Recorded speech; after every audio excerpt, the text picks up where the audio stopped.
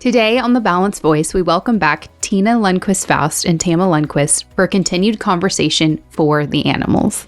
In today's episode, Rania and Jenn dive into how Tena and Tama elevated themselves to the level of advocacy they are at today in the animal welfare space. If you missed last week's episode with Tena and Tama, be sure to go back and give it a listen. And as always, we would love a 5-star review on your favorite podcast platform. Let's jump back into our conversation with Tena and Tama. This is the Balanced Voice podcast. What a challenge that can be, for a school to say, a school with what? Some of these schools have 4,000 children in them, or whatever. How many microchips can you sponsor for a community?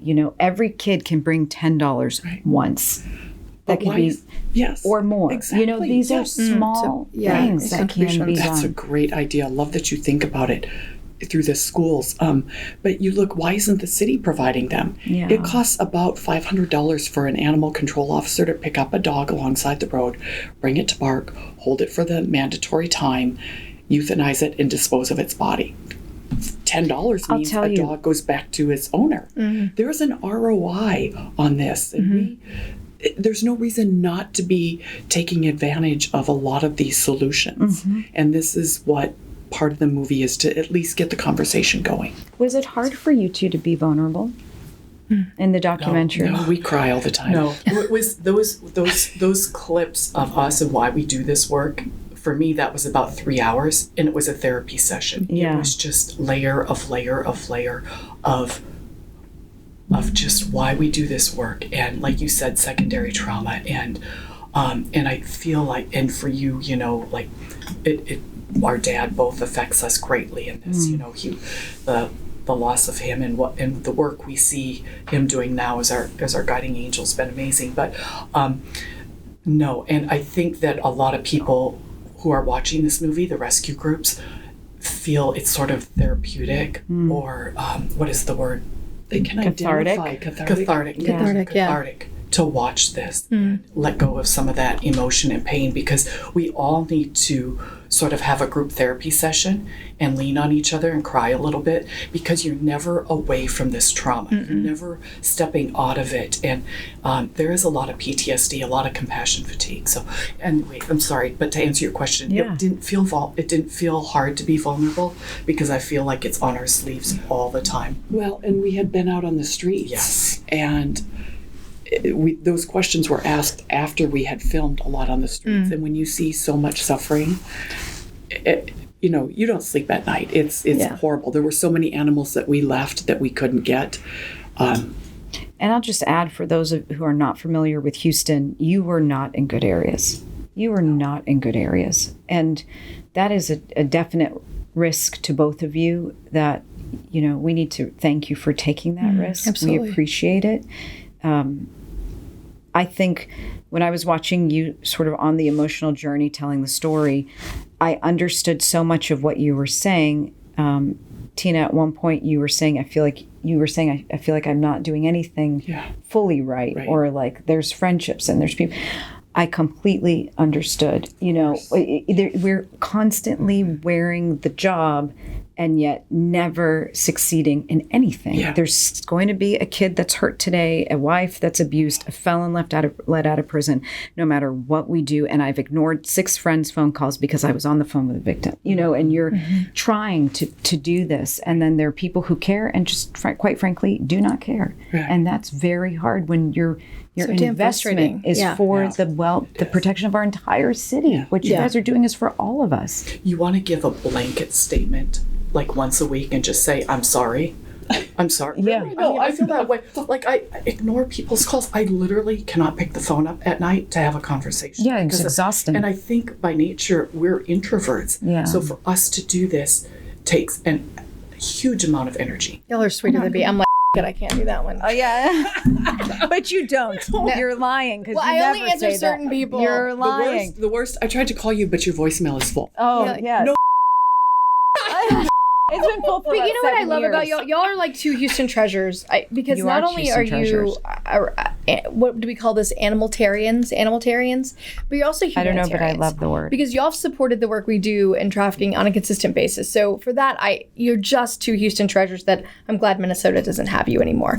That's one thing. The other thing I'll say is what rang to me, I don't know if y'all have ever done a photographic safari. Have you ever done safari? Mm-mm. So I went on a photographic safari and I was like, oh, What's a photographic safari? it's where you don't kill the animals. You just take photos? You just take Shoot them photos with a of them. camera and not a. Oh, wait, Yeah. do you normally shoot animals on a safari? Oh, yeah. Some people do. Oh, I didn't know that. Oh, you haven't seen those people like that get the tusks and Okay. So anyways, we went on a photographic safari. don't know It's why I like, didn't know. wow, we're going to see the king of the jungle, the most ferocious thing in the Serengeti. Do you know that that's not what the most ferocious? It's the pack of dogs. A pack. So this is a public safety issue. Interesting. The pack Who of told you that? So the guide, he basically said that a pack of dogs out in the Serengeti and we were in Tanzania and then to Kenya, that the pack of dogs is actually more dangerous. And think about it, like whenever the hyena is considered, right? Because there's a pack of them as a group, they can take down something. It can bring down anything. It can break down anything. Because there's so many of So them. if like you a don't piranha. care about When you think animals, about a- care about your children that are potentially a public safety Well, and you victim. think about that too. I always love to compare to the animal world. Think about how strong we are when we collaborate. You know, think how strong we are when we work together. And it's one thing we love about Crime Stoppers. You've always worked together with us. You've always said yes. And all the rescue partners we have in the city, we've got the whole pack of dogs. We're just missing that one little component, and we can do this. But So what do you need the city to do, guys? What do y'all need the city to do? that cares. We'll put funding toward this. We need a shelter director who's going to really step forward and look to strategic solutions and how can we get more dogs off the streets? The problem is not in the shelter. Right. A lot of people think it's a shelter problem. How many animals are we killing in the shelter? And that is a sad solution, or sad problem. But when you see an animal humanely euthanized or hit by a car and dragging its back legs for 2 or 3 days, and then lying down, that is a much worse death than a humane. I hate to be that graphic, but this is the reality. We need to get the animals off the streets, and we need shelter directors who care about getting the animals off the streets. It's a citywide problem. A city needs to care about this and own this like they do. Not that animals are the same, but getting trash, infrastructure, Absolutely. crime. They need to look at this as part of running a city. And it's not just the city, it's the county. The county as well. Sure. There's a lot of unincorporated areas, and that's probably where more of the problem comes in because we have so many rural pockets where the dogs are living, breeding, dying. Yeah. You know, how many packs of puppies do we get every day? An email, somebody says, dying pack of puppies, 4 are dead, 4 are still alive, can you help? We're out of resources. We've come to the point where we have to say no, there's nothing more we can do. We can do. Wow. But let's talk about what you have done. And the movie ends by talking about the work of Houston Petset: 5,098 transports, 7,090 spay and neuter, over 7,800 microchips. That's incredible.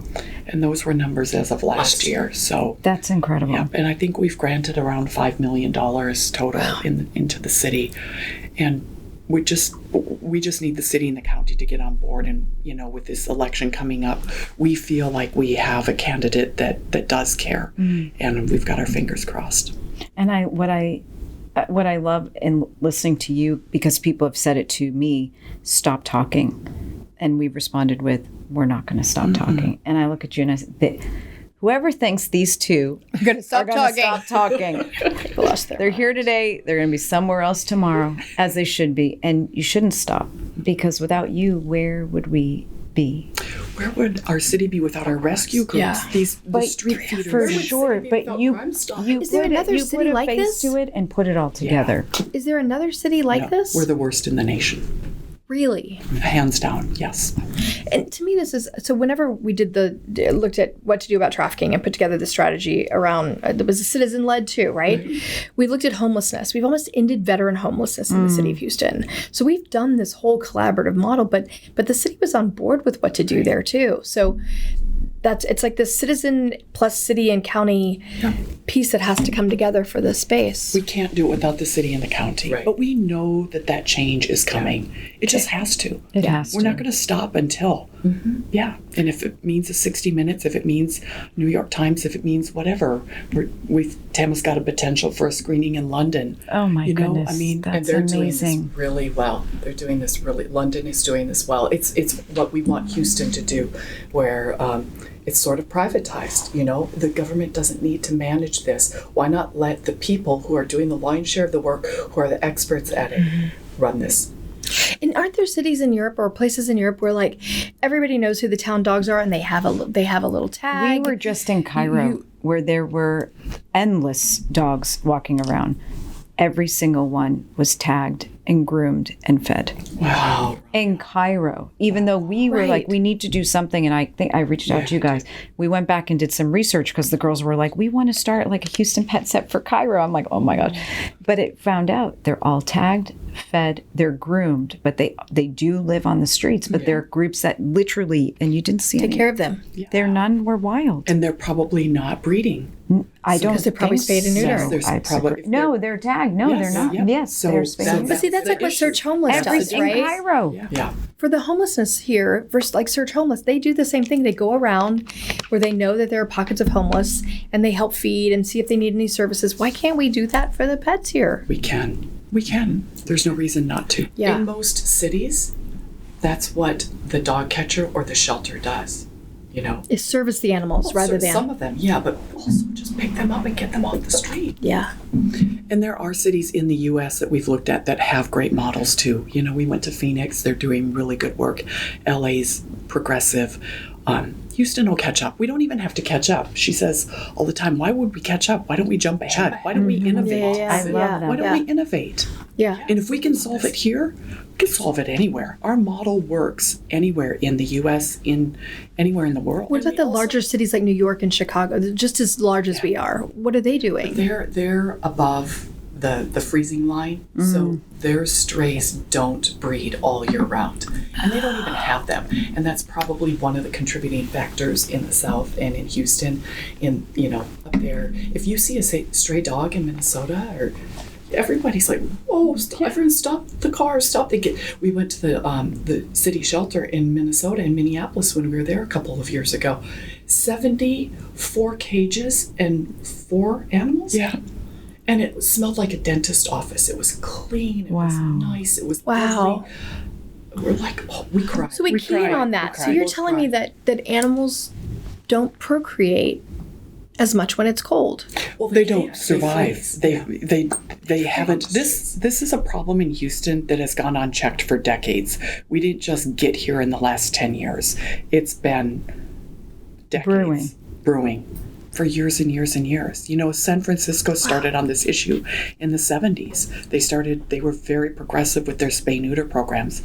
Now they've got a whole other set of issues. But And part of the issue, if I may, is, and this is very controversial, but there's this whole no-kill strategy that's nationwide, and they say your shelter live release rate, the number of animals that leave your shelter, should be 90% or above.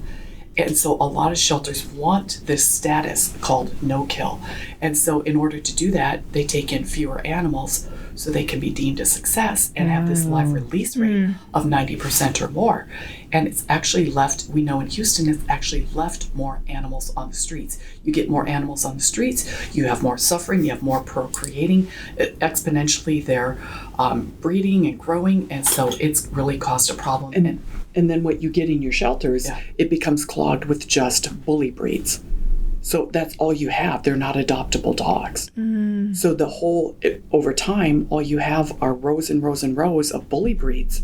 And you're leaving, dogs that are much more adoptable, poodles, terriers on the streets That to makes die. so much sense because It does make a lot of sense. I've my never husband and I thought have, about that. Yeah, a lot of single family homes, and so and with our insurance, you can't have certain breeds in the houses. So those bully breeds not even can stay in rental properties with you. Right. And there are big organizations working to change that. Thank you to our sponsor Fliplock for making this episode possible. Fliplock is a door lock unlike any other lock that was created as a nationwide, straightforward solution to protect your people, whether that be in universities, dorms, daycares, hospitals, or even government buildings. It can be added to nearly any door to keep you and yours safe. We are proud to have such a strong and like-minded sponsor of the Balanced Voice podcast. Check out Fliplock at fliplock.com. That's FLIPLOK.com. Guys, the work you do is so unbelievable, and we want people to follow you and support Houston Petset, but also go see the film For the Animals. It's unbelievable. Go to fortheanimalsmovies.com to watch that. And we thank you so much for being here. I want to ask you more, so we might have a part 2 of this because you guys are glamorous. You're glamorous, and you've always been glamorous. You have soirees that, the who's who of Houston. You work with celebrities. Talk about how you've leveraged that to support the animal community, because I find it fun, fascinating, very smart, and really important. Because I'll just quickly say, if you study any issue, usually you eventually at some point have to get a spotlight, a person, a celebrity, somebody that will anchor the cause and then draw the community in. I think we started doing this with our soiree a few years ago. I mean, we thought it was important to have a fun party, a sexy party. We said, you can still come, even if you're not, a diehard animal advocate, still come to our party and have fun. But at the same time, we were drip, drip, drip, talking about this issue and attracting people, and then also finding people in the community that truly care about this. We have great supporters who this might be their number 1 or number 2 issue. They care about this issue and have been really behind us, quietly behind us. But I think that we saw the large organizations, whether it's medical, arts, children, doing big events, doing good events. And Houston is so philanthropic. And it seems like the social circles kind of coattail onto the philanthropic parties. They do. Very connected. We said, let's start there. Yes. That's where we have to start. And we can raise as much as the opera. We can raise as much. And it's not an either or proposition. No. We believe in all of it. And partnering with amazing groups like you guys have helped shine a light on this so much. You have so much more visibility than Houston Petset. So your partnership has meant the world to us. We're so happy. Yeah, really. You guys helped inspire all of it. So we're so thankful. And I have a funny story, because Crime Stoppers galas historically have these great keynote speakers. We've had Barbara Walters and Ted Koppel. And one year we had Ben Stein, Bueller. And he called after the event, Rania, oh, Mr. Stein, how are you? Thank you for coming. It was great. I'm back in California. Okay, yes, he said, so tell me, I'd like to ask you a question about the event. I'm like, yes, Mr. Stein, how can I? There were 2 blonde twins that were there. Tell me about them. I said, they work in, no, I think you had spoken to them at the VIP reception, spoken to him at the VIP reception. He said he was genuinely very interested in animal space. And I do believe I gave you his number or whatever, but you attract people to the cause, which I think is an amazing thing that I'm happy to see you leverage. And then, it's like a magnet. Yeah. It is. We call it a freak show. A freak show. No. Are you freak show that is us? That would be us. Yeah, that would be us. Literally. 2 short, dark-headed women. Not so glamorous, but kind of crazy. A little messy, a little whatever. Yeah. We call ourselves Calamity Jane. Calamity Jane. We got that over the weekend. Yeah. We were in Montana, and we somehow wound up as Calamity Janes. Yeah. That is so funny. But I was going to say, I like the fact that the people you've partnered with, Susan Boggio, Sue Smith is in the film.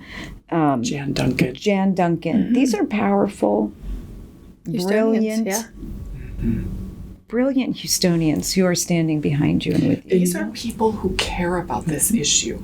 They care. They contribute a lot to this city, and this means something to them. So the leaders do need to recognize that some of their constituents and some of their top donors care about this issue. And I'd like to point out too that it's women. it's mostly women in this space. They see suffering and they can't look away, like us, like you. You both. You see suffering and human trafficking and crime and animals. All of us see that. Once you've been exposed to it, how do you look away? Yeah. I think it helps us metabolize the grief that we have when we can do something. If we saw it and we couldn't do something because we're all doers, we're all problem solvers, if we couldn't exercise that, metabolize that, I think it would be so much worse. I don't know how you shut it off. I don't know how there are people who look at these issues and know it's there, and how they say, well, I'm just going to pretend it doesn't exist. I sometimes wish I had that. I've often prayed for that because it is hard. It's hard. You never get to shut it off. I told Tyson one night, he gets frustrated because we're always on our computers, and this is 24/7. We wake up to texts every morning about dogs dying, suffering, need. It was about 9 o'clock and I was on my computer. It goes, will you just get off your computer? And I burst into tears and I said, you know what? When I'm not working, dogs are dying. Yeah. That's the burden. Where's the rest? I face the same thing. And we love animals more than people most of the time. Yeah, you know? I did a Jennifer, transport. you're thinking about the people. Yeah, I mean, Right? and sometimes you just like you want to shake people, and you like I was gone for 2 weeks traveling and speaking, but I had to transport 2 young women. Wow. And then you get home and you're like, well, you've been gone for 2 weeks. What? And I'm like, I don't want to watch a movie. Like I want to just sit in myself because I got nothing after trying to, so I can't imagine how, but so what do you do for yourself then? I would love to know, do y'all just sometimes just sit and just therapeutic or therapy or just talk it out with each other or I think Shopping, work, spa day, cry. whatever it is, crying. I'm gonna cry. No. For me, I found that like I can't watch TV. Sometimes I can't read because it's not enough stimulation compared to the stimulation. Yeah. Very true. Get addicted to it. you get the adrenaline of being on point all the time. This is so boring compared to what I've just lived or what I've just been. And this is where I feel like I'm letting people down, family down, friends down, my son down. On Fridays, sometimes I shut everything off and I get into bed, even if I don't sleep, and I just have to like start over, reset. And sometimes it takes a couple of days, and friends are texting, and I can't even pick up the phone to have a conversation. I literally feel that exhausted. Yeah, which is why we need so many more people in these causes. Yeah, and so that's what I do. I just have to totally check out. Yeah. Well, I love the fact that you started the documentary with a prayer. For me, I picked I think you were called to do this work. There's no doubt. You were called to do it. No doubt. I tracked my history, and thank God my boyfriend in my 20s cheated on me, and I moved to Houston and married my husband because I know I was meant to come here. This is our mission field. God, I had that party you met him at. Yeah, I know. Wait, were you already in Houston? No, I was in Phoenix, and there was a Super Bowl, and a golf tournament that weekend, which I went to this past year with my son, and it did not disappoint. And so, but I had a fly-in party where our friends, a Super Bowl weekend, you're living in Phoenix, it's so much fun, and my husband invited his friends, so all of the friends got together, and that's where she met Tyson. And we loved him from the beginning. Of course. We loved him from the beginning. Who couldn't love Tyson without from the him, beginning? how could I not do this work? I mean, thank God, we're partnered, and he loves dogs as much as I do. We got a new one that Susan Boggio talked about at the your event, the one that had been beat with the brass knuckles. Oh, yeah. Starved almost to death, spent 11 days in ICU. I went and picked him up that next day, and now I should show you this photo. He sits at the bench in the front of the house with his head on the back of the bench and just waits for Tyson to come home. Oh. He loves him, and it was a man that beat him, but he loves Tyson so much. So, Guardian angels. yeah. Guys, you are so fabulous and wonderful, and Rania. we thank you so much for just inspiring all of us in different ways for the work at Houston Petset, the movie for the animals. We can't wait to see the other documentaries you do. And we're here for anything you need. Thank you. Absolutely. Absolutely.